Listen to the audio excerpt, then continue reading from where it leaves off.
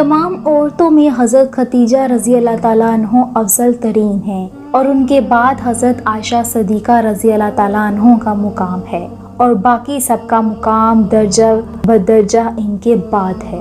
اللہ کے احکامات کو بجا لانے میں کبھی سستی مت کرو۔ معلوم ہونا چاہیے کہ عمل علیحدہ چیز ہے اور ایمان علیحدہ چیز ہے۔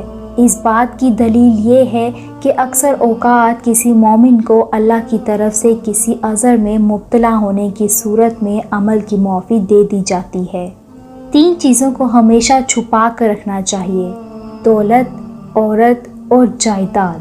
ہر انسان میں اللہ تعالیٰ نے ایک لوتھڑا پیدا کیا ہے اور وہ لوتھڑا اس قدر اہم ہے، اس کی درستگی ساری جسم کی درستگی ہوتی ہے اور صحت کا باعث بن جاتا ہے، اور اس لوتھڑے کی خرابی سارے جسم کی خرابی کا باعث بن جاتی ہے، اور اس لوتھڑے کا نام انسانی دل ہے۔ بلا وجہ راستوں کے درمیان نہ بیٹھا کرو، اور اگر اس کی ضروریات پیش آ جائے تو اس کے لیے بہترین جگہ مسجد ہے۔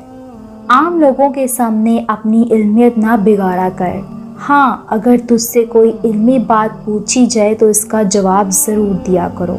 عام آدمی کے سامنے اونچی آواز کر کے ہنسا مت کر، اور نہ ہی بلا وجہ لوگوں کے سامنے مسکرایا کر، اس سے تیرے رعب میں کمی آئے گی۔